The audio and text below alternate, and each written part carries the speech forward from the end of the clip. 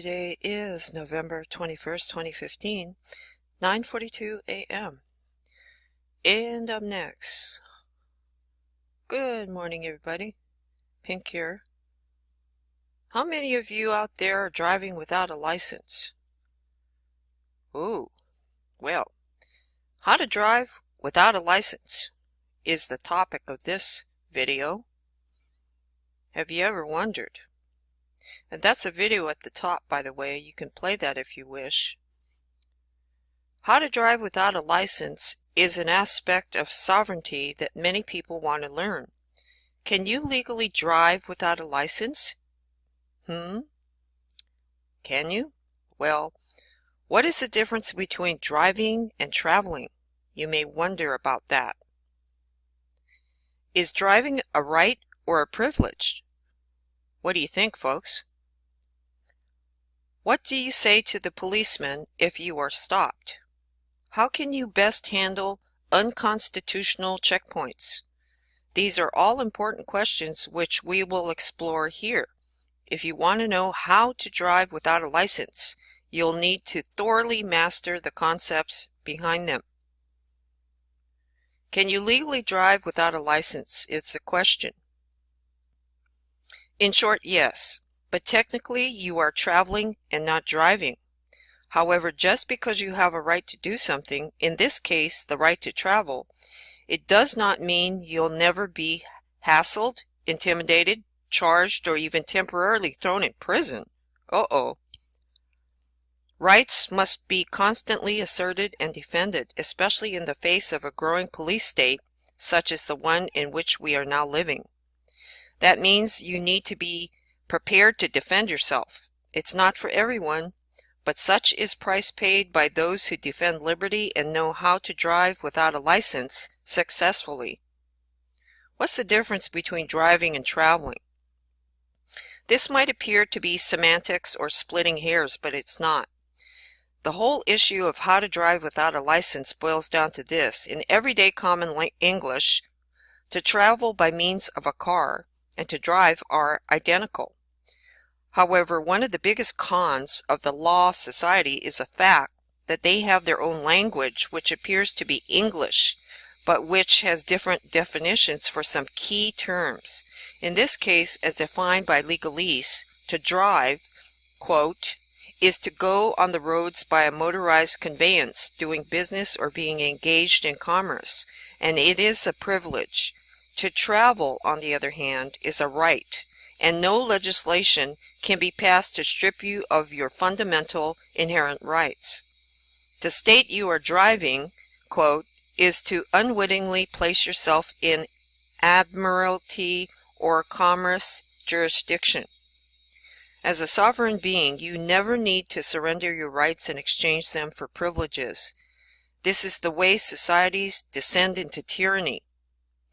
To exchange a right for a privilege is to ask permission for something in the form of a governmental permit or license that you are free to do anyway.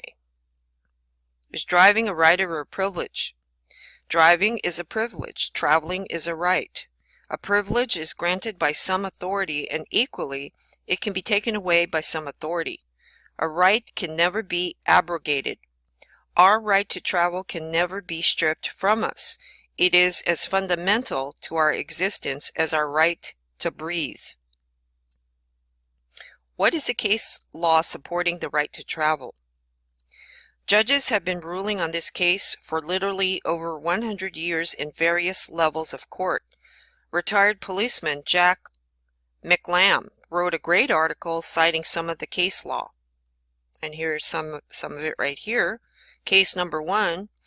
The use of the highway for the purpose of travel and transportation is not a mere privilege, but a common fundamental right of which the public and individuals cannot rightfully be deprived. Chicago Motor Coach versus Chicago, and that's the case number there. Case number 2, the right of the citizen to travel upon the public highways and to transport his property thereon, either by carriage or by automobile, is not a mere privilege, which a city may prohibit or permit at will, but a common law right, which he has under the right to life, liberty, and the pursuit of happiness. Thomas versus Smith, and that's the case number there. Case number 3, the right to travel is a part of the liberty of which the citizen cannot be deprived without due process of law under the Fifth Amendment. Kent versus Dulles. Case number 4, the right to travel is a well-established common right that does not owe its existence to the federal government. It is recognized by the courts as a natural right. Shackman versus Dulles. For further information, including case law on how to drive without a license, I suggest reading the magnificent Sovereignty Guide by Johnny Liberty, titled The Global Sovereign's Handbook, and watching this in-depth InfoWars video. And that's up to you, folks. What do you say to the policeman if you are stopped? The best way to handle peace officers, law enforcement officers, or policemen is as Sovereign Freeman on the land, Dean Clifford, does in the video above. Politely and courteously state your rights, know the law, and quote cases if need be. Display the confidence that you know how to drive without a license and that it is perfectly lawful. Refuse to be intimidated. And most of all, be prepared to have a long conversation with the initial person's superiors. Most cops are completely unaware that they are enforcing commercial statutes in admiralty jurisdiction, and that you can exercise your right to remain in common law jurisdiction. If you're traveling privately and not engaged in business on the roads, you do not need a license. How can I best handle unconstitutional checkpoints? This compilation, How to Refuse Unconstitutional Checkpoints, features some great first-hand examples. Ask the law officer if they are detaining you. Are you detaining me, or am I free to go? If they say they are detaining you, state that they only have 2 legal reasons for doing so: your consent or reasonable suspicion based on probable cause.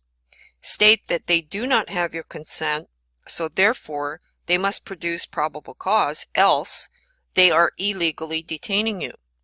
Ask them for evidence of probable cause. If they have none, ask them again, politely but repeatedly, if you are free to go. If you have more questions about how to drive without a license, you can call Tools for Freedom. That's the phone number. We'll be happy to assist and offer alternative road travel solutions. Okay, well, what do you think, folks? And at the bottom of this video, or this article rather, there are comments made by other folks that suggest some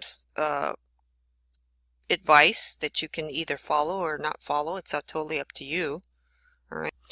Alright folks, that's going to do it for now. Please check out the embedded video if you wish.